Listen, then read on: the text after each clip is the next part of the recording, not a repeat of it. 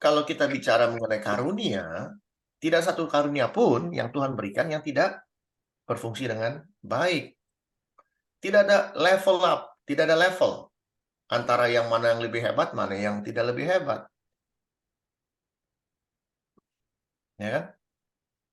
Dan juga fungsi bahasa roh. Ya, saya nggak terlalu peduli atau ya tergantung orang tersebut yang berbahasa roh, yang mengerti berbahasa roh, yang mengerti bahasa roh secara apa yang terjadi secara sejarah dengan bahasa roh yang kebanyakan orang mengerti, itu tergantung dari pelajaran yang mereka belajar. Semakin mereka banyak belajar, mereka makin tahu bahasa roh itu apa. Ya, sejarah ya, sejarah firman Tuhan membuktikan bahwa bahasa roh yang glosalali itu adalah, kalau dalam bahasa Inggris adalah speaking in tongue, berbahasa lidah. Tidak ada satu manusia pun di muka bumi ini kalau ngomong nggak pakai lidah. Coba lidah kita dipotong, ada yang bisa ngomong? Kita interaksi Nggak aja. Nggak bisa. Jadi bahasa lidah atau speaking in tongue, kalau dalam bahasa Yunani adalah glosalali. Glosalali itu artinya berbahasa lidah atau bahasa setempat. Kita ini bahasa lidahnya adalah Indonesia. Kita. Apa bahasa lidah Bapak? Bahasa lidah saya Indonesia. Ya. Sedangkan Ibu Agatha, bahasa lidahnya adalah Belanda. Karena dia terbiasa berbahasa Belanda. Dan dia sekarang bilingual. Bilingual sama seperti saya. Saya bilingual. Saya bisa berbahasa lidah Inggris, juga bisa berbahasa lidah Indonesia. Juga Ibu Agatha berbahasa Belanda dan berbahasa Inggris. Begitu. Ya. Jadi tiba-tiba saya digerakkan Roh Kudus berbahasa Belanda. Tiba-tiba saya ngomong pakai bahasa Belanda, blung blung blung blung blung blung blung, ya, Vander yang becek, Vander yang banjir, Vander apa yang penting ada van-vannya kan, ada Vander, bukan Pak Ivan, Vander apa gitu. Yang cuman mengerti adalah Ibu Agatha, Pak Juni, Ibu Ayu, Ivan sama Pak Freddy nggak ngerti apa-apa. Lalu Ibu Agatha nungguin, mana nih kok nggak ada jawaban? Padahal saya ngomong begini nih, ayo, ngerti nggak ngomongan saya? Dalam arti kata, ada pertanyaan pakai bahasa Belanda, pada diem semua. Dan Ibu Agatha mikir begini, kok nggak ada yang jawab? Dan Ibu Agatha baru sadar, oh iya, ini dia ngomong bahasa Belanda. Lalu Ibu karena berbahasa duolingo, langsung bilang, Bapak Ibu sekalian, Pak Hendrik barusan ngomong berbahasa Belanda. Yang ngerti saya kasih tahu. Barusan Pak Hendrik bicara mengenai besarnya Tuhan, betapa berkuasanya Tuhan.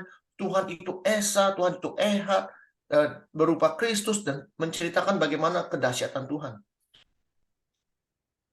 Sehingga Pak Juni, Ibu Ayu, Pak Ivan, dan Pak Freddy mengerti apa yang saya ngomong. Itulah bahasa lidah. Itulah glosalali.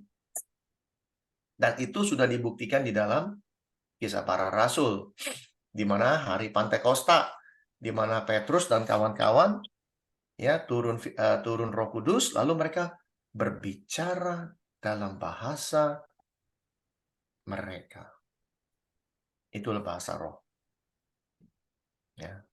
Maksudnya bahasa roh di sini mungkin dalam bahasa Indonesia artinya bahasa yang diberikan roh untuk berbahasa lain. Bahasa yang bisa dimengerti manusia. Maksudnya manusia mana? Manusia yang lain. Manusia yang mengerti bahasa itu. Sehingga bahasa yang itu bisa di-translate. Ya, mari kita lihat.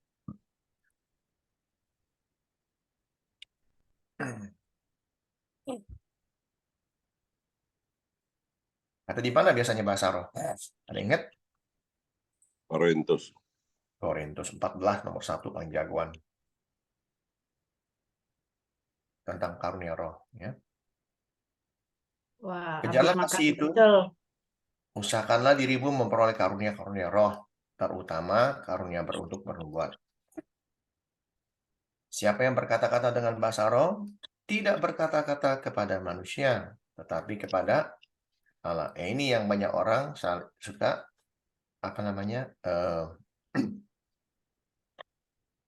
mengambil kalimat tuh hanya ini bahasa kepada Allah, katanya. Sebab tidak ada seorang pun yang mengerti bahasanya. Oleh roh, ia mengucapkan hal-hal yang rahasia, ya. Tetapi siapa yang bernubuat, ia berkata-kata kepada manusia, ia membangun, menasihati, dan menghibur. Ya. Siapa berkata-kata dengan bahasa roh, ia membangun dirinya sendiri. Tetapi siapa yang bernubuat, ia membangun jemaat.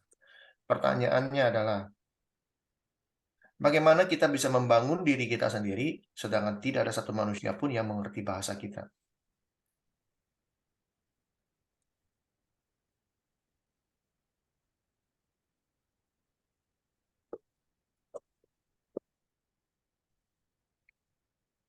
Hmm?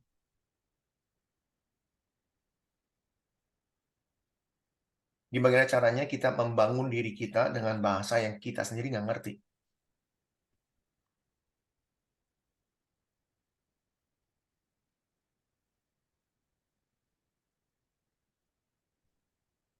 Kita lihat.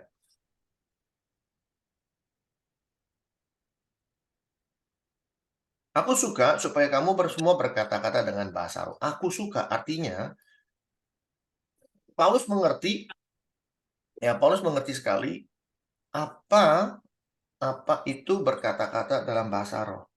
Artinya apa? Bahasa yang bisa dimengerti. Ini bahasa lidah sebenarnya, speaking in tongue. Tetapi lebih daripada itu, supaya kamu bernubuat. Artinya apa? Jangan sampai kamu berbahasa roh, tapi nggak ada yang tahu. Tapi kalau kamu ada orang yang tahu, kamu bernubuat, memberitahu tentang kebesaran Tuhan. Ya. Tetapi kepada Allah. Ia tidak berkata kepada manusia, tapi kepada Allah. Maksudnya apa? Kita lihat. Bagaimana kita pakai firman Allah yang hidup.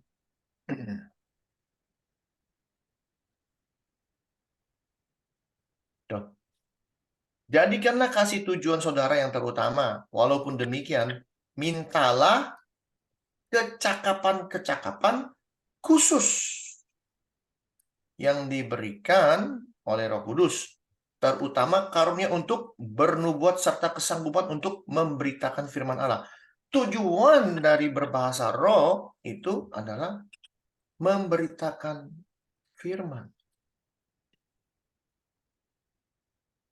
Orang yang berbicara dalam bahasa yang diilhami oleh Allah, ya, orang yang bicara dalam bahasa yang diilhami oleh Allah, dia berbicara kepada Allah, bukan kepada manusia.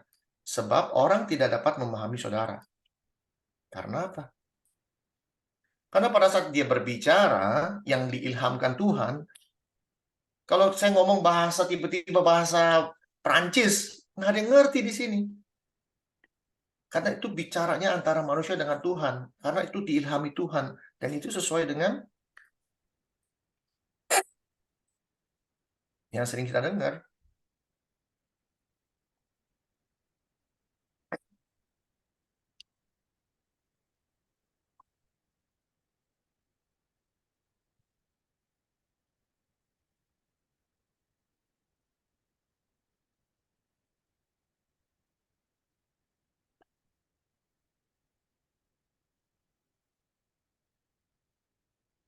Karena yang akan bicara bukan kalian.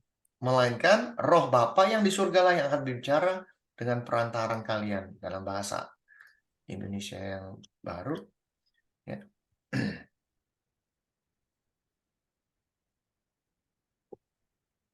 Karena bukan kamu yang berkata-kata, melainkan roh Bapamu, dia yang berkata-kata di dalam kamu.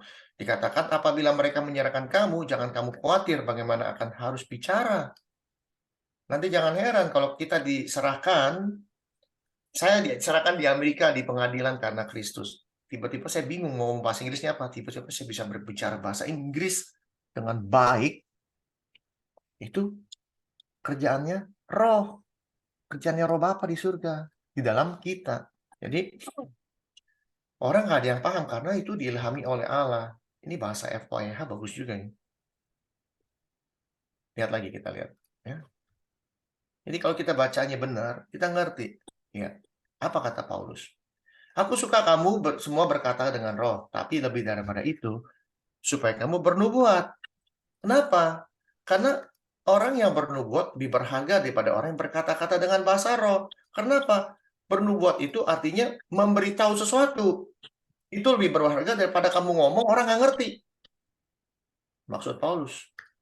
Dia sebut, kecuali, tuh, ini bahasa nggak main-main, kecuali kalau orang itu juga menafsirkannya.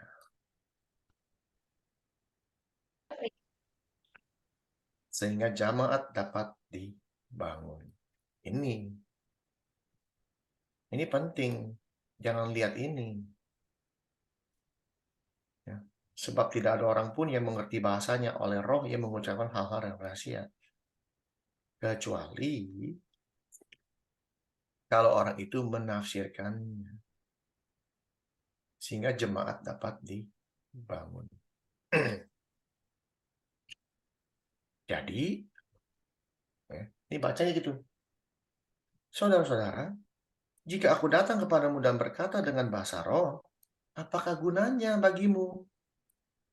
Jika aku tidak menyampaikan kepadamu pernyataan Allah, atau pengetahuan, atau nubuat, atau pengajaran. Saya di sini datang, ngomong pakai bahasa Perancis, prung, apa gunanya? Jangan bengong. Nggak lama, semua pada masuk ke WA, ngetik, ini Pak Hendrik lagi kesurupan, ngomong bahasa yang kita nggak ngerti. Gitu. Apa gunanya? Kata Paulus, saya ngomong bahasa roh, pakai bahasa Perancis. Gitu loh.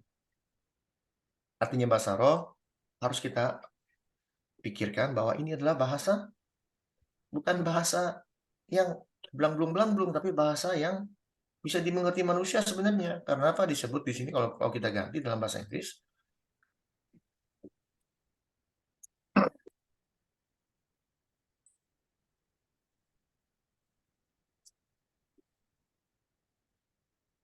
Ya. Spiritual gifts, okay? Rather than ye may proportion. Bingung banget bahasanya, bahasa NIV deh. Oh, King James Version American aja.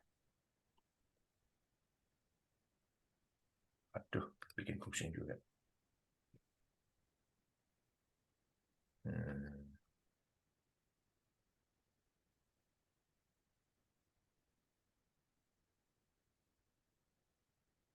NIV deh, yang gampang. All the way of love, eagerly desire gift of the Spirit, especially prophecy. For anyone who speak in tongue, does not speak to people but to God. Ya, ini ada di mana nih? Ada language. 13, 14. Okay. Indeed, no one understand them. They utter mysteries by the Spirit. But the one who prophesies speak to the people for their strengthening, encouraging, and comfort. Anyone who speak in tongue edifies themselves, membangun diri sendiri. Ya. Speaks in tongue. Jadi berbahasa lidah, speak in tongue. But the one who prophesies edifies the church. I would like every one of you to speak in tongues, but I would rather have you prophecy. The one who prophesies is greater than the one who speaks in tongue, unless someone interprets. Lihat tuh, someone.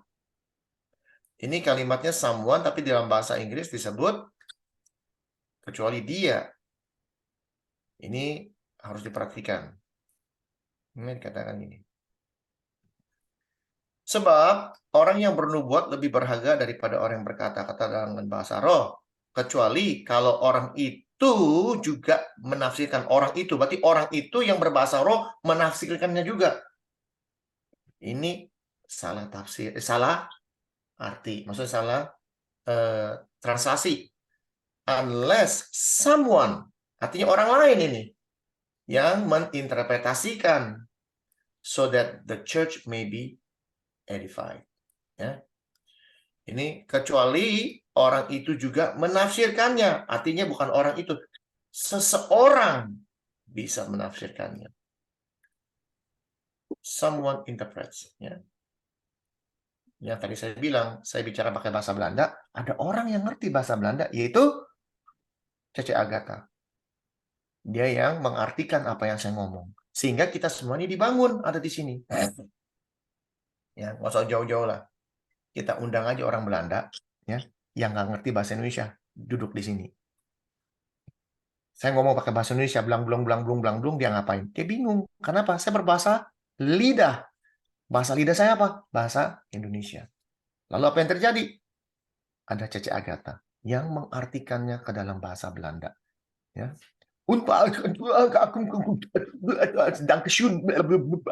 Ke dia. Dan dia ngerti. Danke. Gitu kira-kira C. Jadi itulah ada orang yang bisa mengartikan. Bagaimana kita lihat translasi lain ya? Ayat berapa ini? Ayat yang ke-5. Kita lihat translasi firman Allah yang hidup. Saya senang sekali kalau saudara semua berbahasa yang diilhami oleh Allah. Tuh, ini translasinya bagus sekali. Saya senang kalau saudara semua berbahasa yang diilhami oleh Allah. Tetapi saya akan lebih senang lagi andai kata saudara semua dapat bernubuat. Sebab karunia itu lebih bermanfaat daripada karunia bicara dalam bahasa yang diilhami oleh Allah, kecuali kalau kemudian saudara dapat menjelaskan apa yang telah diucapkan. Ini masih pakai saudara. Saudara artinya orang lain atau gimana, saya kurang tahu. Tapi bagaimana dengan versi mudah dibaca? Ayat 5. Nah, ayat 5 lebih bagus. Orang yang bernubuat lebih penting daripada orang yang berkata-kata dalam berbagai bahasa roh. Tetapi ia dinilai sama dengan orang yang bernubuat jika ada orang dengan karunia menerjemahkan bahasa itu. Sehingga jemaat dikuatkan dalam iman melalui yang dikatakannya. Nah, ini bagus. Ini terjemahannya bagus ya. Bagaimana yang lain? Versi mudah baca masa kini. Ayat 5. Sebab orang yang menyampaikan berita dari Allah lebih besar daripada orang yang berbicara dengan bahasa-bahasa yang ajaib. Lain halnya kalau orang yang bicara dalam berbagai bahasa yang ajaib itu dapat menjelaskan apa yang dikatakannya itu. Supaya ini masih pakai orang yang sama. Ya. Jadi tadi Alkitab mudah dibaca bilangnya bagus. Bagaimana dengan Indonesian Taji? Taji itu artinya apa sih? Taji saya kurang ngerti. Ya.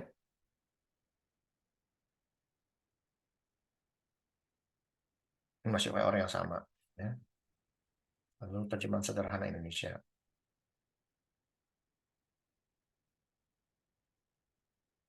Saya senang kalau kamu semua dapat kemampuan rohani untuk berbicara dalam bahasa lain. Tuh, bahasa lain. Ya. Bukan bahasa roh, bahasa yang lain. Bahasa Belanda, bahasa Jerman, bahasa Chinese, segala macam. Tapi saya lebih menginginkan agar kamu bisa menyampaikan pesan dari roh Allah. Orang yang memiliki kemampuan itu lebih diperlukan dalam jemaat daripada orang berbicara bahasa lain. Orang yang berbicara bahasa lain baru akan berguna jika ada anggota yang mempunyai kemampuan rohani untuk menerjemahkan bahasa itu. Karena dengan demikian, seluruh jemaat bisa dikuatkan melalui pesan yang disampaikan. Ini bagus sekali. Ini bagus sekali ya. Ininya, terjemahannya. Jadi, terjemahan ini lebih masuk. Unless someone interprets so that the church may be edified. Itu kita bicara mengenai bahasa lidah. Jadi, saya tidak terlalu memprioritaskan bahasa lidah itu yang modelnya gimana sih Pak bahasa lidah? Yang bla bla bla bla bla atau bahasa sehari-hari yang kita pakai itu Indonesia, Jerman, Belanda, Inggris, Prancis, Brasil, Portugis, Spanyol dan segalanya dan sebagainya. Ya. Karena apa? Pada saat kita dikuasai roh yang diilhami oleh Bapak sendiri, apabila kita berada di misalnya di apa ya? Saya nggak bisa bahasa Jawa, beneran nggak bisa. Toto saya dibawa ke Surabaya, lalu ngomong, lagi ngumpul 10 orang. Tiba-tiba saya memberikan pesan yang diilhamkan Tuhan. Saya memberikan ceramah, memberikan pengetahuan, memberikan firman Tuhan dalam bahasa Jawa. Itulah bahasa roh. Itulah bahasa lidah. Ya, kemampuan yang diberikan Tuhan untuk memberi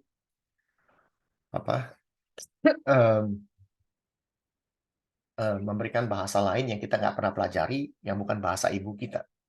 Ya, itu bahasa roh yang sesungguhnya, glossolalia. Oke, itu dari saya. Itu bisa dipertanggungjawabkan karena bagaimana kita bacanya dengan baik. Ya, bagaimana referensi-referensi yang ada itu menunjang statement-statement yang bisa dipertanggungjawabkan. Ya. Jadi kalau kita bacanya benar, lalu kita cari referensi yang benar, sehingga seluruh bacaan itu bisa kita mengerti dengan lebih baik. Oke. Dan satu hal, ada yang pernah dengar kalau bahasa roh itu bisa dipelajari? Ada yang pernah dengar nggak? Bapak Ibu? Ibu Agatha lagi belajar, Pak, tapi belum bisa dia. Bisa yang dipelajari, betul. Bisa, Hendrik. Bisa. Ya. Ada Betul ya? sekolahnya kalau nggak salah. Oke. Kasih tahu saya arti ini. Oh, kalau belum bahasa roh nggak bisa, Hendrik. Coba apa? Ya. Sebab tidak ada seorang pun yang mengerti bahasanya. Bagaimana bisa belajar? Gimana belajarnya? Bahasa yang tidak dimengerti manusia. Jadi itu hoax ya. Ada orang pernah ngomong gitu ke saya. Hoax jadi ya. Bukannya hoax. Ada, benar ada kelasnya. Pertanyaannya, kelas itu dibuat oleh gereja itu atau dibuat pendetanya untuk belajar bahasa roh. Bahasa apa yang kita mau tahu? Kalau bisa dipelajari, berarti bisa dimengerti. Setuju? Ya. Kalau nggak bisa dimengerti, apa yang mau dipelajari? Gitu. Tadi saya ada lihat ya, sebuah foto. Foto itu menarik sekali. Ditulis begini. Di Irak, orang jualan buku, begitu banyak bukunya di pinggir jalan. Jualan buku. Setelah malam, buku itu nggak ditutup, nggak ditinggal begitu aja sama yang punya jualan. Ditinggal.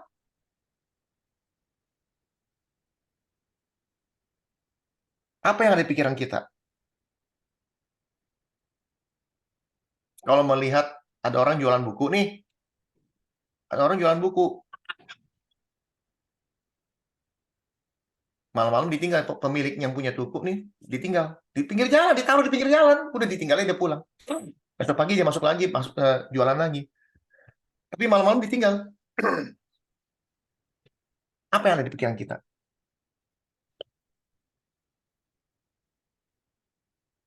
Kira-kira apa?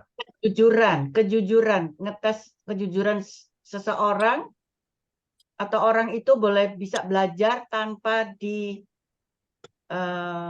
self study. Jadi bebas boleh mengambil buku-buku itu dan dipelajari, dibaca. Kalau nggak ngerti baru besok paginya nanya sama yang jual gitu. Bukan. Dia kan jualan buku. Jualan buku bukan berarti dia ngerti buku. Dia cuma jualan. Cuman udah jualan, malam ditinggal. Kejujuran. Oke, kejujuran boleh. Apalagi? Ada jimatnya. Ada Apa? jimatnya. Ada jimatnya. Apalagi? Ibu Ayu, Pak Juni, Pak Ivan, Ibu Lydia, Pak Robi. Ditinggal malamnya gitu, Pak. Tinggal pulang. Bukunya masih di tengah jalan, di pinggir jalan, ditaruh di pinggir jalan, nggak ditutup plastik, nggak ditinggal gitu aja. Berarti nggak berguna. Nggak berguna, oke. Apalagi? Ada jimatnya, nggak berguna, kejujuran, apalagi?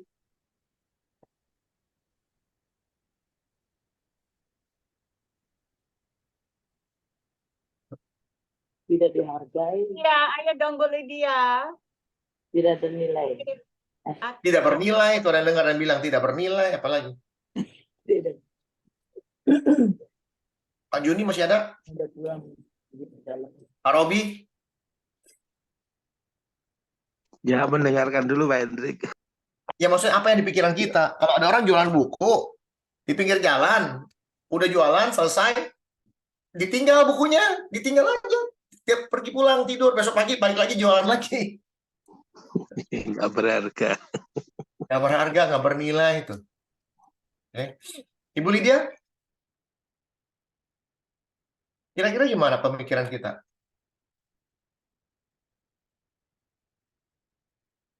Ibu Lydia masih ada Ibu Lydia?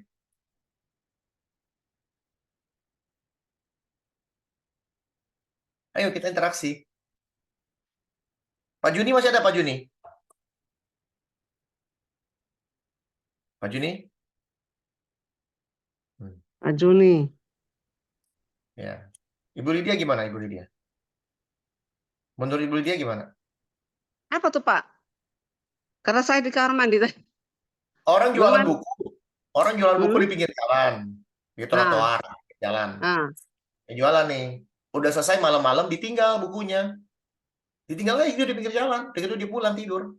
Besok pagi datang lagi dia jualan lagi. Tapi bukunya Jualan ditinggal lagi. apa? Dibuka gitu aja. Itu apa? Ibu, ada yang bilang kejujuran, ada yang bilang nggak ada nilainya, ada yang bilang ada jimatnya. Terus tadi Ibu Ayu bilang ada apa, Bu?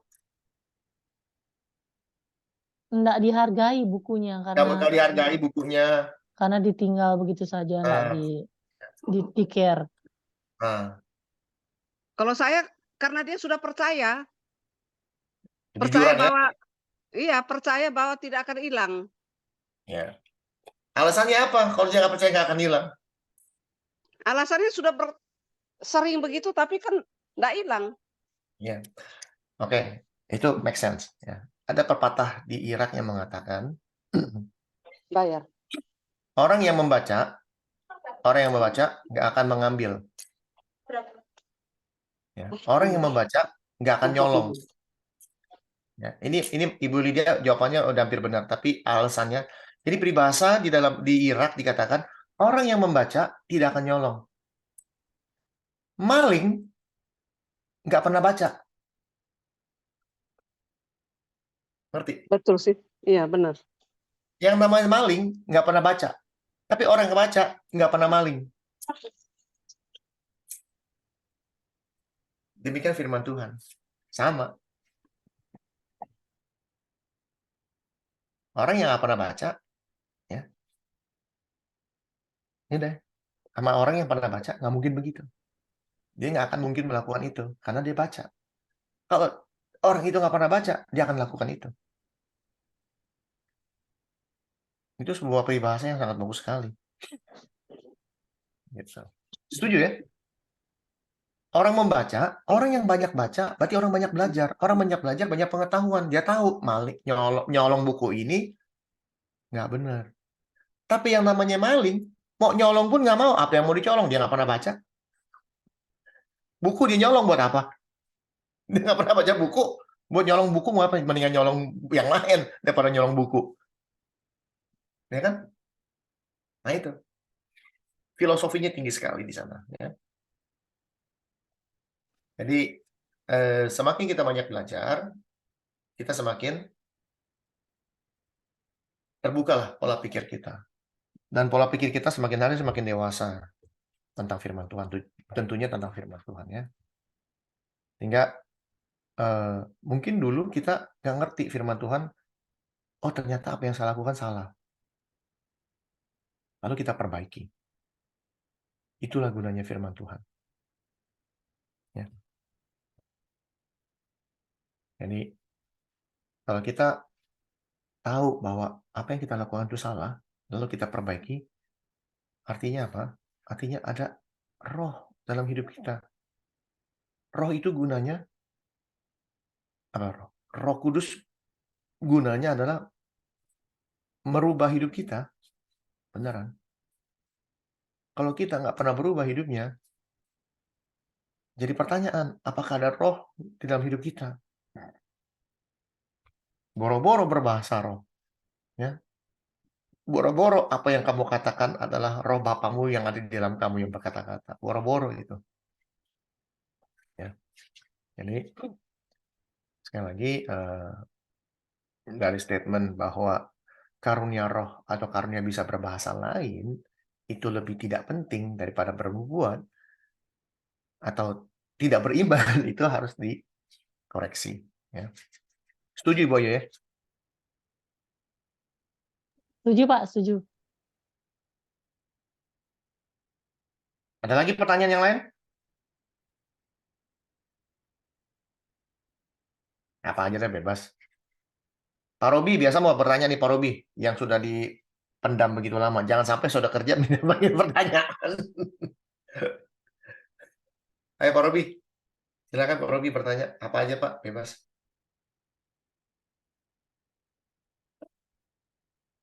Ya nanti Pak Hendrik dengerin. Hmm? Gimana Pak Robi? Saya udah lama nih nggak ngobrol-ngobrol sama Pak Robi.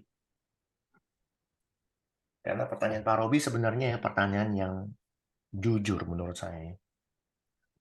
Pertanyaan yang harusnya kita sebagai orang Kristen atau pengikut Kristus harus bisa menjawab. Terutama kita-kita yang sudah membaca lebih awal.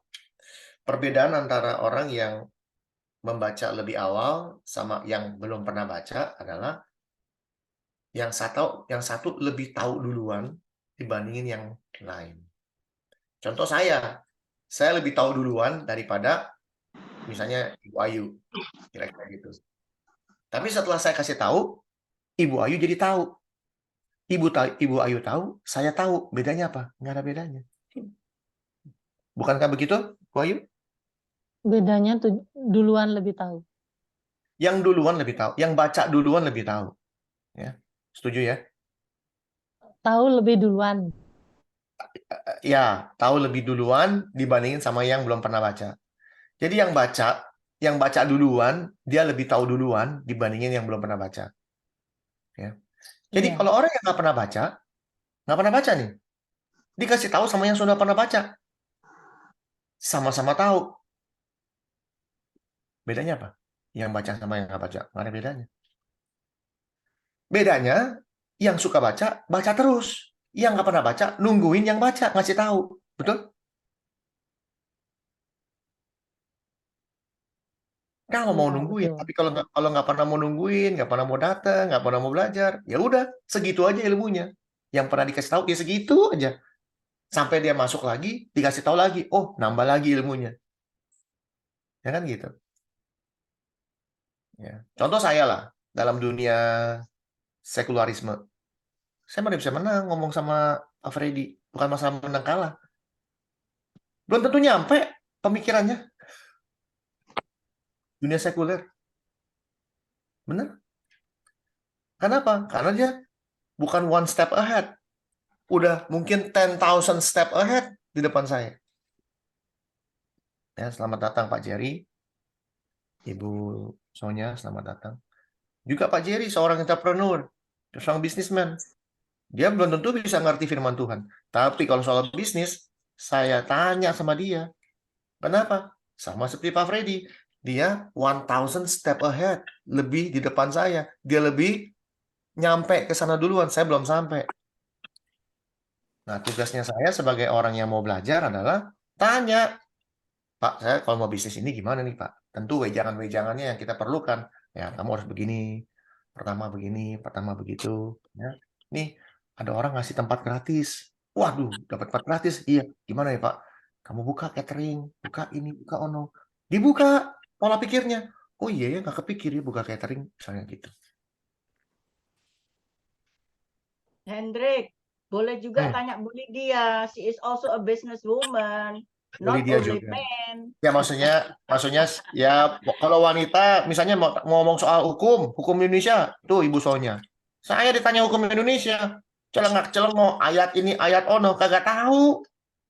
Dikasih tahu sama Ibu Sonya. Pak Hendrik, nih ya, ada satu kitab undang-undang dalam hal ini, undang-undang ini ono misalnya. Oh iya, tahu ya, udah tahu. Nggak sampai seminggu, lupa. Waktu itu Ibu Sonya ngomong apa ya Bu? Saya lupa. Karena apa? Nggak pernah dipraktekkan. Betul? Ibu soalnya tiap hari prakteknya hukum misalnya, praktisi hukum. Nggak mungkin dia lupa. Sama firman Tuhan juga. Kalau cuma dengar doang, kapan dipraktekin, kita bukan jadi praktisi. Betul?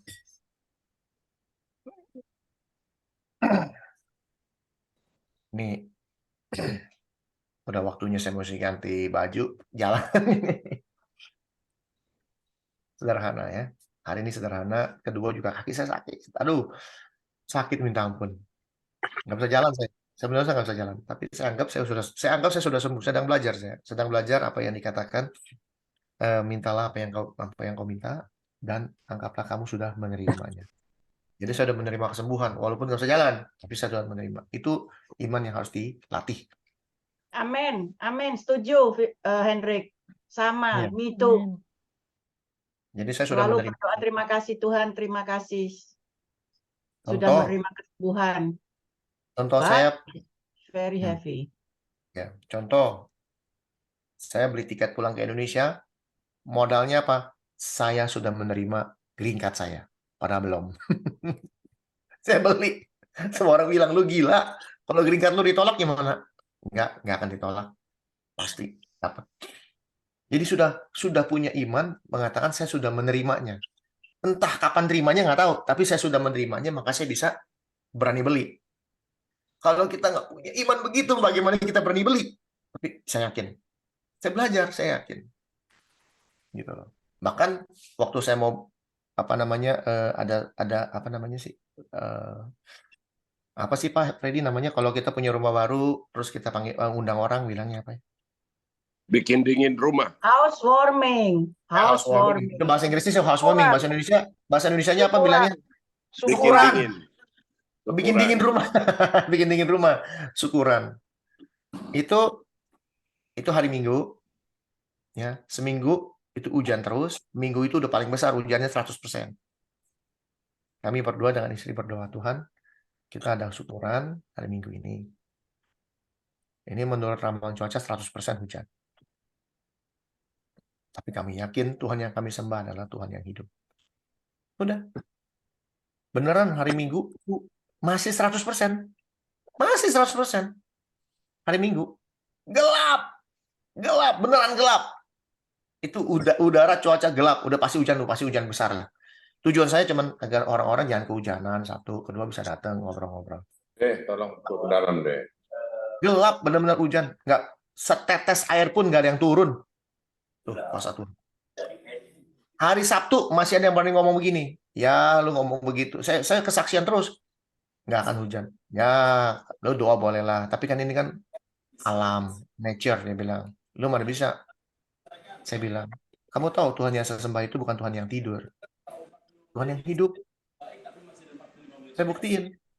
Minggu tidak hujan sedikit pun. Setetes air pun. Udah gelap, angin kencang sekali. Tapi apa yang terjadi? Tiba-tiba langit cerah, biru. Udaranya adem. Nggak pernah saya ketemu udara seadem itu. Sampai orang bilang, rumah lo kok adem ya? Bukan rumah gua adem, memang cuacanya adem di luar. Gitu. Jadi kita yakin bahwa kalau kita punya keyakinan, ini harus sama. Ini sama ini harus sama. Gitu loh. Kita sudah menerimanya. Ya. Jadi walaupun masih sakit, saya tetap mau kerja, berjalan, karena saya sudah menerima kesembuhan itu. Ada amin? Amin. Oke. Amin. Ada Pak Robi pertanyaan mau yang lain? ngomong tuh Pak. Siapa? Pak Robi mau ngomong tuh Pak. Silakan, Pak. Saya lihat dari sini Pak Robi mau ngomong tuh Pak. Ya, siap. Ya, Amin. Pak Hendrik, saya mau tanya. Ya. Nah, kalau kita misalnya Tuhan bikin mujizat ya Pak ya, yang mungkin ada pertolongan Tuhan atau apa saja, itu kan macam-macamnya banyak. Sekarang mau saya teksnya mujizat. Mujizat itu berarti kan sesuatu yang nggak bisa dilakukan manusia kan, hanya Allah saja yang bisa melakukannya loh Pak. Betul gitu nggak Pak? Ya, terus saya Pak, saya belum bilang betul. Kalau bilang Bapak betul, belum tentu betul. Karena gini, Ya, mujizat itu hanya bisa Tuhan yang lakukan. Saya setuju. Tapi Ya, pertanyaannya, mujizat itu terjadi atas kita kan? ya Kita yang kepada lakukan. Kita yang lakukan melalui kita. Mujizat itu terjadi melalui kita, setuju? misalnya contoh Pak, orang sakit ya. Sekarang coba sakit Pak. Kan sakit itu ya ada pertolongan Tuhan menyembuhkan. Seperti misalnya Pak Hendrik sakit kakinya, Tuhan pasti sembuhkan. Betul ya? Itu kan berarti kan lewat mungkin juga imannya Pak Hendrik, mungkin juga lewat minum obat dan semuanya gitu ya Pak. Tapi kalau yang namanya mujizat itu kan misalnya contoh lumpuh berjalan, buta melihat, tuli mendengar, dan Oke. mati dibangkitkan gitu ya. Misalnya coba Pak, kalau tuli mendengar, nah apakah misalnya tuli itu sejak lahir atau misalnya orang udah bisa dengar nih Pak, terus tiba-tiba entah kenapa, terus tiba-tiba jadi nggak bisa dengar, terus nanti bisa dengar lagi. Nah itu apakah itu mujizat atau pertolongan Tuhan? Jadi kan ya memang Pak, misalnya contoh kita sakit ke rumah sakit, berobat dan semuanya, ya saya tahu itu pertolongan Tuhan lah. Tapi kan tadi ada bagian-bagian mungkin lewat dokter, lewat minum obat, lewat apa saja, lewat apa. Tapi kalau misalnya mujizat ini gini ya Pak ya. Ini saya betul-betul nggak ngerti Pak ini. Jadi mujizat itu kan apa yang dilakukan Tuhan. Nah seringkali kita berpikir pakai ya imanmu yang menyembuhkan dan semuanya. Nah sekarang kalau kita dalam tanda kutip ya iman itu yang gimana? Sebenarnya kan apakah iman besar kecil kayak saya nih Pak. Saya percaya dengan Tuhan Yesus, percaya kan gitu ya. Apakah yang dimaksud iman? Iman itu percaya dengan Tuhan atau percaya dengan subjeknya gitu. Subjeknya gitu. Bisa nggak? Justru kan kalau misalnya mujizat itu kan yang apa yang nggak mungkin bagi manusia, mungkin bagi Allah. Bukan karena apa yang manusia tuh memungkinkan ya itu cuman apa ya Pak, pertolongan Tuhan atau gimana gitu ya. Terus saya juga mau tanya Pak, sekarang kalau misalnya orang sakit nih Pak, kalau misalnya contoh yang di Alkitab itu kan ada orang yang sakit kusta ya Pak ya, kusta. Entah saya ini pikiran saya, tapi saya tanya sih sama teman yang kerja di rumah sakit. Bisa nggak dokter itu atau rumah sakit menyembuhkan kusta 100%? 100% artinya tahir, Pak. Gitu ya. Tahir betul-betul tahir. Ya, perkara kalau Tuhan kan sekejap langsung tahir. Kalau itu mungkin perlu waktu, tapi apakah betul-betul tahir gitu? Nah, menurut informasi yang saya terima itu memang cuma kalau minum obat dan semuanya cuman apa ya, Pak? Cuman ya berkurang dan semuanya, tapi sewaktu-waktu dia akan bisa tumbuh lagi atau nggak bisa tahir lah istilahnya. Jadi kalau Tuhan waktu mentahirkan itu betul-betul tahir gitu. Nah sekarang kalau orang sakit kanker, ya minta mujizat Tuhan, ya toh. Apakah rumah sakit atau dokter itu nggak bisa Pak menyembuh apa? Kalau yang bisa dokter itu ngasih obat atau ngasih apa supaya dia bisa sembuh, apakah itu mujizat Tuhan atau ya kalau kita bahasanya Tuhan lewat orang itu untuk menyembuhkan yang gitu tahu gitu apa gimana ya saya tanya ya, saya tuh kadang-kadang kalau mau tanya tuh bingung ngomongnya Pak. Ya Masa gitu pusing, itu Pak. Saya ngerti, Pak. Apa ya, bedanya mujizat? Apa bedanya mujizat dengan kuasa?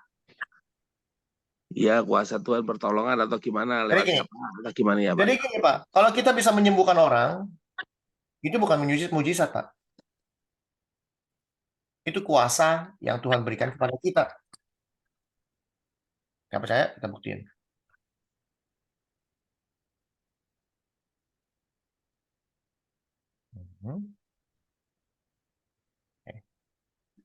Lukas. Yesus mengutus murid-muridnya. Ya. Lihat. Maka Yesus memanggil ke-12 muridnya lalu memberikan tenaga dan kuasa kepada mereka untuk menguasai setan, untuk menyembuhkan penyakit, dan ia mengutus mereka untuk memberitakan kerajaan Allah dan untuk menyembuhkan orang. Tuhan sendiri yang memberi kita tenaga dan kuasa. Jadi kalau kita bisa menyembuhkan orang sakit, ada nggak rasul yang bisa membangkitkan orang mati? Ada. Itu bukan mujizat, itu kuasa yang Tuhan berikan melalui kita. Lalu apa mujizat dan apa itu mujizat? Ada nggak kita mujizat? Ada, yang gampang-gampang aja.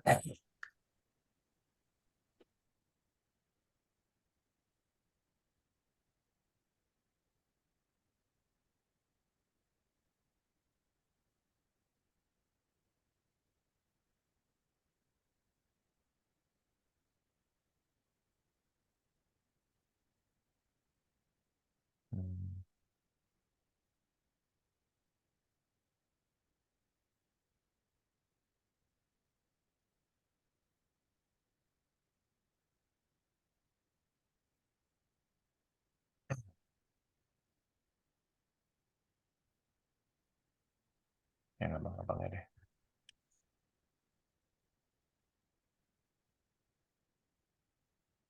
Jika mereka tidak percaya kepadamu dan tidak mengindahkan tanda mujizat yang pertama, maka mereka akan percaya kepada tanda mujizat yang kedua. Jadi mujizat apa?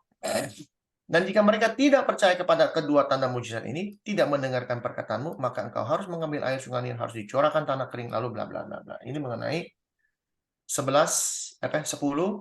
itulah 10 mujizat yang Tuhan berikan kepada bangsa Mesir.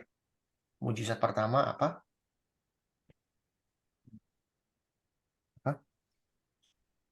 Air menjadi darah. Ya. Jadi mujizat-mujizat yang Tuhan berikan ya melalui Musa. Musa nggak ngomong apa-apa loh. Cuma Musa datang. Mau tobat nggak? Mau keluar nggak bangsa Israel? Enggak. Tuhan turun tangan. Teng. Ayat ini. Musa nggak suruh. Ayat ini. Enggak. Tuhan bilang. Putuk itu. Keluar ini, keluar ini, keluar ini. Tuhan punya mujizat sendiri. Dia yang keluarin sendiri. Itu mujizatnya Tuhan. Tapi kalau kuasa untuk menyembuhkan orang, itu diberikan kepada kita. Ya, berarti Setuju? anu ya Pak.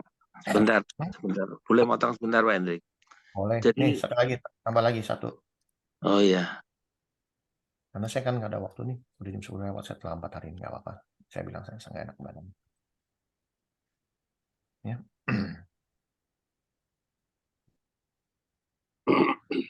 Kembalinya ke 70 murid. Ya, ke 70 murid. Murid-murid. Sesungguhnya, aku telah memberi kuasa kepada kamu untuk menginjak ular, kalajengking, bukan kuasa untuk menahan kokok musuh, sehingga tidak ada yang akan membahayakan kamu.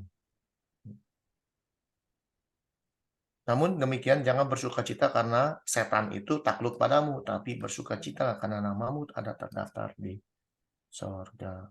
Ya. Jadi kuasa-kuasa inilah yang Tuhan berikan kepada kita. Ya. Ini saya harus siap-siap nih, nggak bisa. Pak, dulu. Ya silakan Pak, lanjut Pak. Iya. Jadi kalau tadi kita diberikan kuasa, istilahnya kita yang suruh jalan. Tapi kalau mujizat itu kan berarti mujizat itu kan hanya Tuhan yang bisa melakukan, dalam arti gitu ya Pak. Jadi kan semua kehendak Tuhan, pilihannya dia sendiri. Kalau dia memang mau melakukan mujizat ya dia pasti lakukan kan. Nah kalau misalnya Pak disinkronkan, dihubungkan, ya karena seringkali kalau orang minta mujizat gitu ya Pak, seringkali kalau misalnya mujizat nggak terjadi, terus orang berpikir imanmu kurang gitu loh. Nah saya kadang-kadang jadi berpikir, loh kalau imannya kurang berarti kan mujizat itu si pembuat mujizat nggak canggih lah, masih perlu orang lain punya iman, masih perlu orang lain minta, masih orang lain perlu apa gitu loh. Tanpa itu mujizat nggak bisa terjadi gitu. Sekarang gini, untuk bisa apa yang Bapak ngomong tadi, mujizatnya kurang ampuh segala macam itu melalui doa bukan? Ya doa Pak. Hah? Doa. Hah? Betul nggak? Berdoa, iya. Berdoa minta mujizat agar orang ini sembuh segala macam, betul nggak? Iya. Coba Bapak tolong bantu saya, Yakobus 4 ayat 3, Pak. Bentar ya Pak ya. Yakobus 4 ayat 3. Ya, saya sembari siap-siap. Iya Pak. Siap.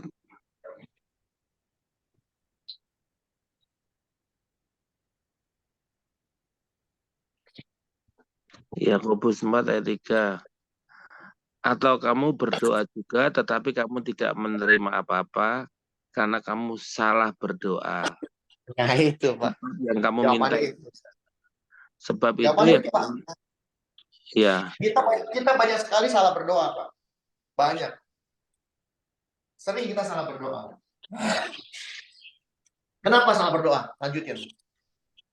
Sebab yang kamu minta itu hendak kamu habiskan untuk memuaskan hawa nafsumu. Nah, itu. Iya. Dan itu kan berarti sama saja dengan jalanmu bukan jalanku, kehendakku bukan kehendakmu, kan gitu tuh Pak. Kehendak kita seringkali hanya, iya Pak.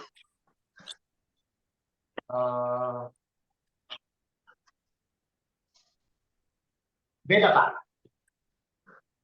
Beda dengan itu, beda. Untuk memuaskan hawa nafsu bukan jalanku, jalanmu, bukan. Contoh, Yunus.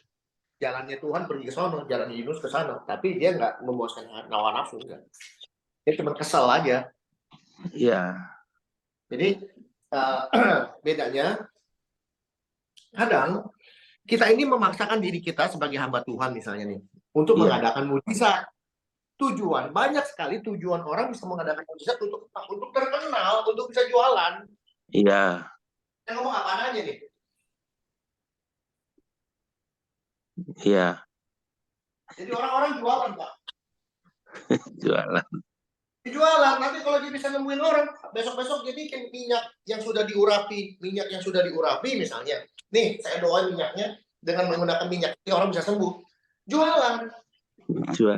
Jualan orakulaan ya. Ya. Jadi, kita harus bedain. Orang yang diutus Tuhan untuk menyembuhkan orang, itu harus kita bedain. Sama orang yang, kan ada kan cerita tentang seorang ahli sihir yang mau bayar untuk bisa belajar ilmu apa Iya. gitu. Ada Ada Alkitab ya Pak, ada. Nah itu sampai dia mau bayar, sampai dia mau beli. Itu terbukti loh Pak. Zaman sekarang ada orang mau belajar kayak begitu. Jangan bilang nggak ada loh. Kalau dulu terjadi, sekarang bisa terjadi itu loh. Saya orangnya begitu Pak. Saya orangnya kalau apa yang pernah terjadi 2000 tahun yang lalu pasti terjadi hari ini. Kenapa? Karena mereka warning kita. Ini para leluhur kita tuh udah warning kita habis-habisan. Jangan ini, jangan ini, jangan ini, jangan itu. Lakukan ini, lakukan itu. Tuhan sudah bilang bahwa kamu diberikan kuasa. Diberikan kuasa kita bisa, bukan kita nggak bisa. Iya. Gitu.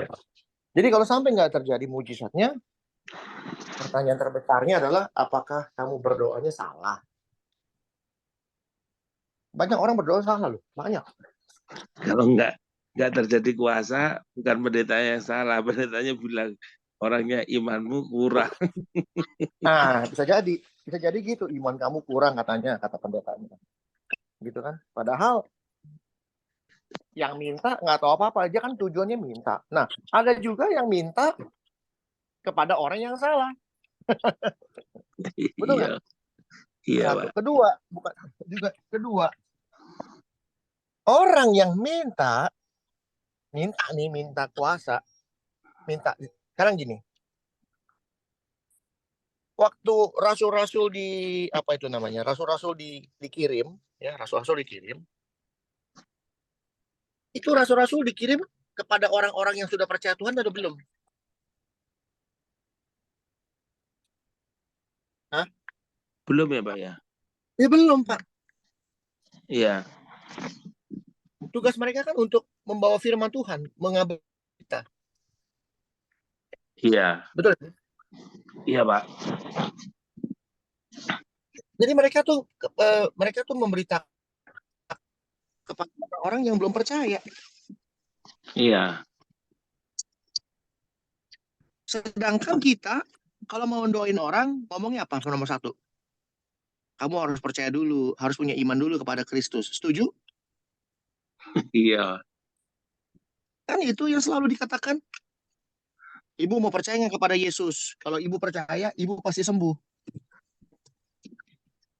Betul? Iya, Pak. Kena tipu itu namanya.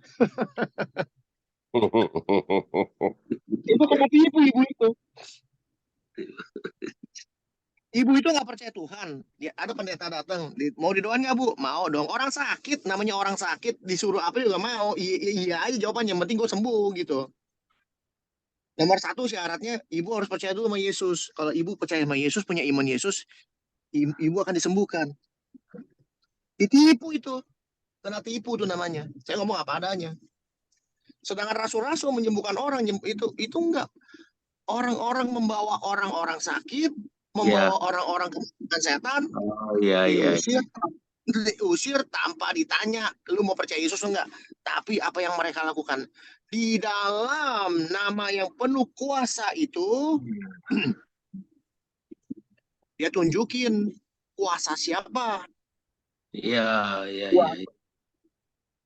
Jadi kalau ada orang yang belum percaya ke Tuhan, minta pertolongan kita datang, apa embel-embel anak ini, ono ini anak, dalam nama kuasa yang diberikan kepadaku itu, sembuh. Gak perlu ngomong, oh Bapak Ibu mau percaya itu. Nggak perlu.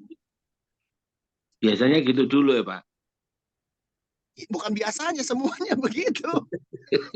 Saya ketemu Nipu rame-rame. Nipu rame-rame yang tanggung-tanggung.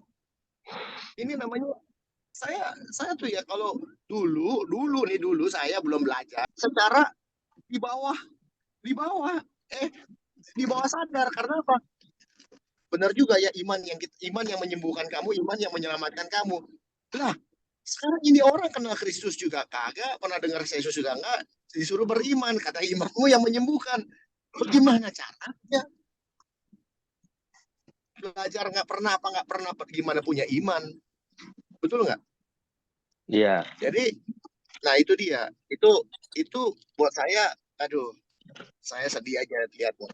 Tapi kalau kita datang kepada orang yang membutuhkan pertolongan itu, kita langsung hajar dalam nama Iya, betul. Iya.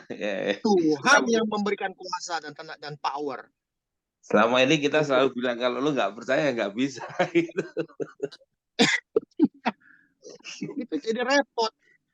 Sedangkan Tapi rasul-rasul yang diulang dulu terus, Pak. Iya. Masalahnya sudah tahu salah, diulang terus. Nah, ini yang jadi problem. Kalau diulang terus masih mending, Pak. Tradisi harus jadi keharusan. Waduh, repot buat saya itu. Sedangkan Petrus ditanya begini, apa yang dikatakan? Emas perak aku nggak punya, tapi di dalam nama Yesus bangkitlah. Betul? Iya. Dia nggak sebut, kamu percaya nggak Yesus gini? Nggak ada. Nggak ada. Dia benerin dulu orangnya. Setelah bener, orang itu melihat mujizat dan kuasanya Tuhan yang terjadi dari Petrus itu. Wah, ada dua macam manusianya. Nah, dari situ kita melihat dua macam manusia. Yang pertama langsung percaya bahwa ada kuasa Tuhan. Yang satu, dia mau beli kuasa itu. Betul? Dia mau beli kuasa itu. Dan itu sudah dibuktikan, ada orang mau beli. Berapa duit gue bayar. Yang penting lu ajarin gue caranya gimana. Ya. Sama Petrus mau diapain? Mau diapain tuh orang? mau disaper apa katanya supaya mati buru-buru. Akhirnya jangan. Mungkin Gitu, Pak kan? Hendrik tadi yang di dalam yang tadi Pak Hendrik sampaikan ada satu problem gitu loh. Jadi bukan nama Tuhannya, tetapi Petrusnya itu berbuat demi nama Tuhan. Jadi ada perbedaan gitu. Nah, jangan sampai orang sembarang belum mengenal Yesus, belum banyak kan orang Kristen yang nggak kenal Yesus. Itu sudah diingatkan dalam firman. Dia nggak kenal Yesus, tapi dia bilang di dalam nama Yesus, ya Yesus di atas senyum-senyum gitu loh. Jadi mungkin saya tambahkan, kuasa itu kita minta atau kita ambil gitu. Ini ada satu hal yang penting. Kuasa itu kita minta atau kita ambil.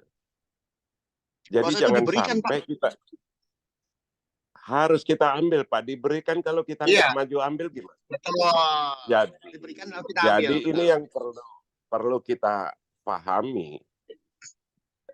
Kalau tidak nanti semua orang doa-doa, padahal dia nggak melakukan, terus dia doa minta, Pak. Kan kasihan, Pak, nanti, Pak. Betul, Jadi betul. kuasa itu sudah dijanjikan. Tetapi kalau kita sudah melakukan, kita tinggal ambil. Ya. Ambil kuasa itu gitu loh.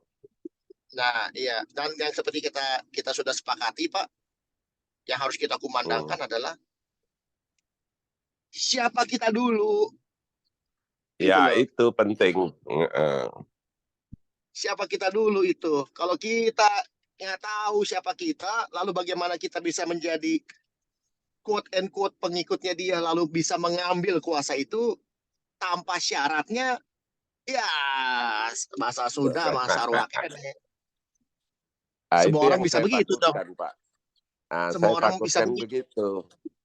Iya. Tiap hari selingkuh, tiap hari tipu orang uang, terus berdoa minta kuasa. Kira-kira gimana? Nah, ini kan bisa terjadi salah paham begitu. Gitu, dan juga jangan sampai ngemplang uang orang terus bilang di dalam nama Yesus sembuh. Nah, ini kan nanti jadi keliru gitu loh. Jadi segala perbuatan kita itu demi nama Yesus. Nah, sudah melakukan belum? Kalau belum ya nggak usahlah berdoa sama orang lah, mendoakan orang lah. Kembali lagi kepada rumus, kembali lagi kepada rumus nomor 1. Kalau doamu nggak dijawab, kamu pasti salah doa. Kenapa? Karena kamu memuaskan hawa nafsu. Itu rumus. Ini nggak jalan, rumusnya ke sini. Kalau rumus ini jalan ke sini, ini nggak jalan, balik lagi ke 1. Kan gitu, itu rumus. Udah, nggak usah lari kemana-mana. Gitu, Pak. Jadi, setuju ya Pak Robi ya, setuju ya kalau orang selalu bilang percaya dulu sama Tuhan. Wah, konyol. Rame-rame lagi kata Pak Freddy. Keroyokan nipunya. Ada satu juga untuk Pak Robi, saya ingin menjelaskan. Mujizat itu kategorinya kepada ukuran masing-masing gitu loh. Jangan digebyah-uyah gitu ya, atau diartikan mujizat. Mujizat itu semua orang melihat itu mujizat. Enggak. Mujizat itu ukuran dari masing-masing orang. Contoh, seseorang yang selama dia hidup belum pernah memiliki rumah. Sampai dia memiliki rumah, dia bilang mujizat. Betul Pak Robi? Mana Pak Robinya ini? Dengar ya? Pak. Iya. Jadi ada satu keluarga yang belum pernah memiliki rumah, dari kos ke kos, dari bawah jembatan, dan pada saat dia sudah tua, dia bisa mendapatkan rumah. Itu bagi dia mujizat. Oh iya Pak. Bagi dia mujizat. Tetapi kalau sebagai seseorang, maaf aja Pak Jerry, ya kalau rumah tipe 30 ya besok mau beli berapa aja biasa, bukan mujizat itu. Sehingga kita harus pahami mujizat itu pribadi lepas pribadi, sehingga nilai mujizat itu beda-beda. Contohnya, ada orang yang selama hidup dia tidak pernah berpendidikan dan sebagainya. Tetapi anaknya bisa sekolah di satu universitas bagus dan dia lulus. Dia menganggap itu mujizat. Gitu loh.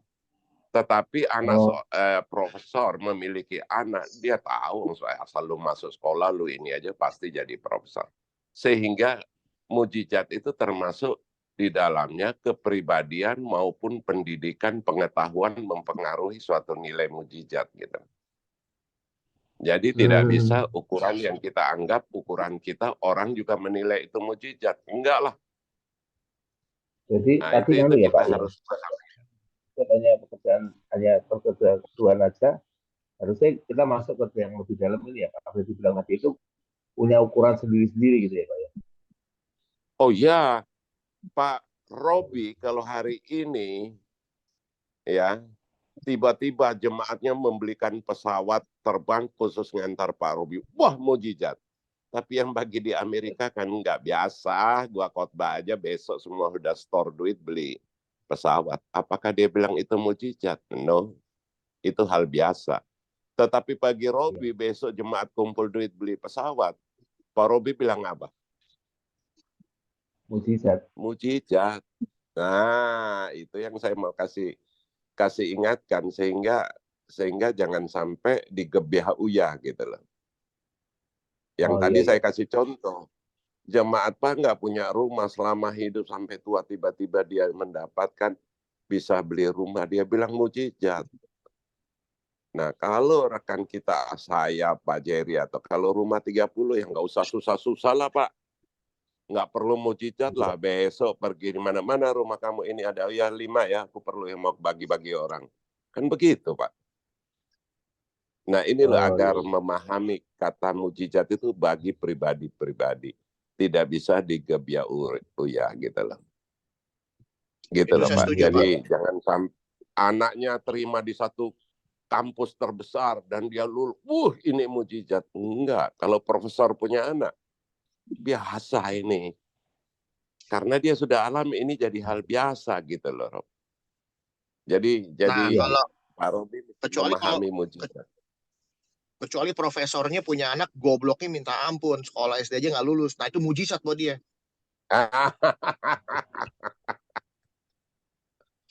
Itu mujizat buat dia. Bapaknya profesor, anaknya SD aja nggak lulus.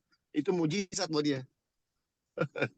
Dan itu terbukti di mana di dalam Alkitab, yaitu kembali lagi kepada bagaimana bangsa Israel itu dilindungi Tuhan pada saat Tuhan mengutuk semua penyakit. Hanya daerah Goshen aja nggak kena. Padahal satu negeri kena penyakit, binatangnya pada penyakit mati, hanya daerah Goshen aja nggak kena. Nah, itu mujizat. Contoh misalnya di satu kampung kebakaran, cuma rumah Pak Robi yang nggak kebakar, itu mujizat beneran. Apalagi tetangga depan belakang kiri kanan nggak kebakar semua, Bapak nggak kebakar, itu mujizat. Jadi tergantung di mana kita menempatkan kalimat mujizat itu. Tapi kalau kuasa mengusir setan, kuasa menyembuhkan orang, bahkan kuasa membangkitkan orang mati, itu kuasa yang diberikan. Tinggal kita mau ambil atau enggak. Pertanyaannya, kita mau ambil pun pakai syarat. Ada syaratnya. Kalau nggak ada syaratnya, gimana cara ngambilnya? Betul nggak, Pak? Karena yang diberikan itu adalah murid-murid Tuhan. Kita sudah murid belum? Gitu. Kembali lagi pada diri kita masing-masing. Itu rumus lah itu. Karena kuasa itu bisa kita dapat ya dari diri kita. Nah, ini mungkin Pak Robi nggak masuk, jadi hari ini saya tanyakan. Pada saat Pak Robi bertobat, percaya dan bertobat, diberi kuasa untuk menjadi apa, Pak? Kata Alkitab, Pak. Jadi pada saat kita percaya, bertobat, dibaptis, kita diberi kuasa untuk apa? Anak Allah. Jadi anak Allah. Wow. Jadi murid. Percaya nggak, Pak Robi? Saya rasa belum tentu percaya, Pak, kita ini, Pak. Alkitab memang tertulis sebagai anak Allah. Kembali saya bertanya, apakah kamu percaya kalau kamu anak Allah? Banyak yang geleng-geleng, Pak. Betul? Iya, Pak. Jadi yang membatalkan siapa? Diri kita. Makanya saya sebut kata mengambil. Posisi itu kita ambil. Karena banyak orang percaya, kata-kata percaya, bertobat dan dibaptis. Alkitab tertulis diberi kuasa menjadi anak Allah.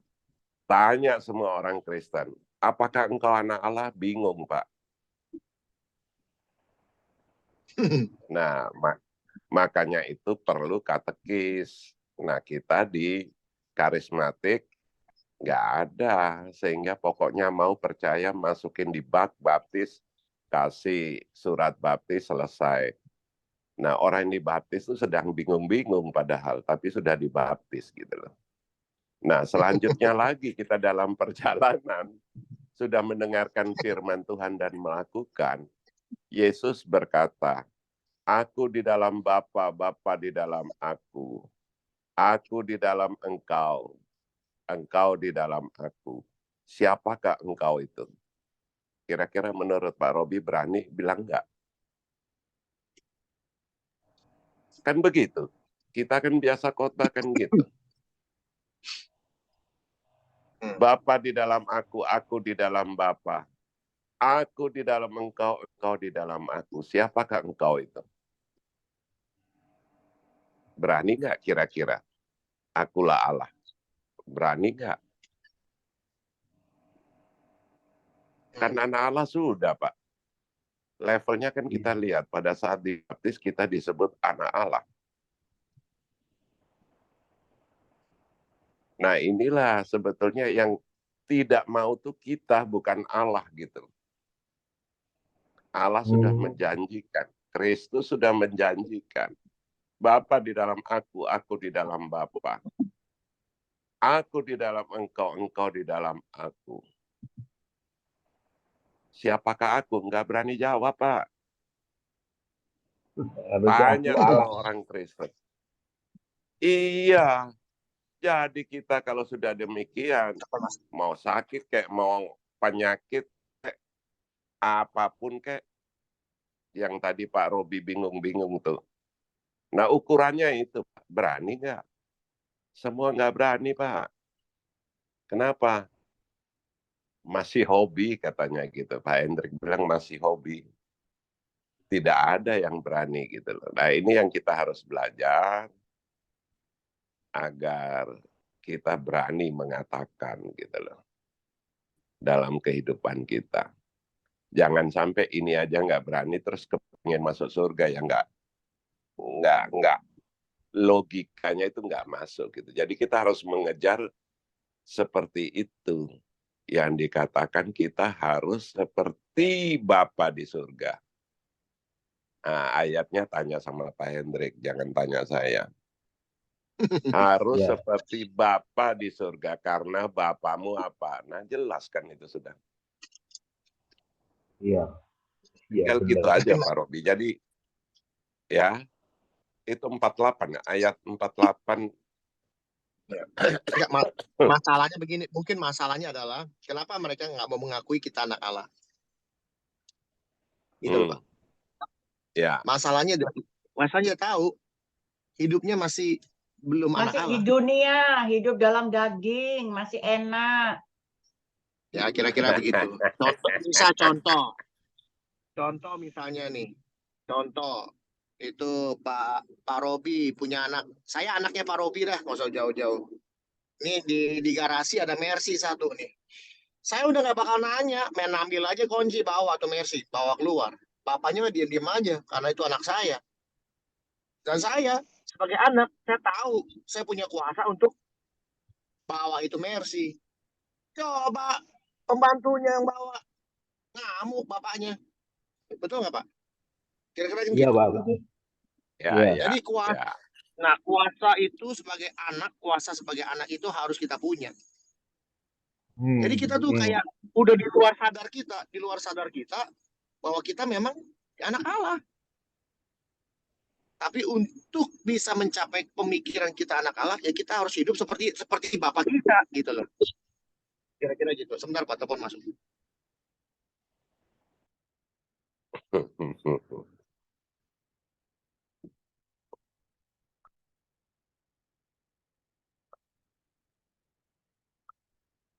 Sebetulnya itulah yang menjadi problem, Pak.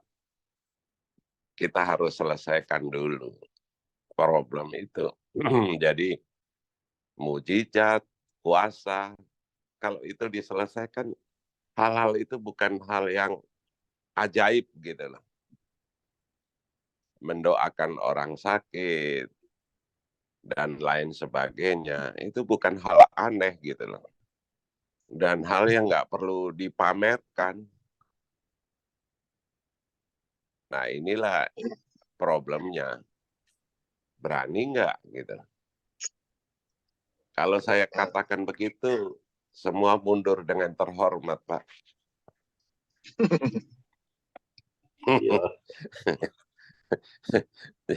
Ya itu dulu. Kalau itu mundur dengan terhormat, terus lu bisa berdoa menerima atau mengambil kuasa untuk menyembuhkan orang, ya nggak bisa lah. Ya dengan satu untuk muslihatnya, kamu kurang iman, gitu kan? Itu muslihat itu, Pak.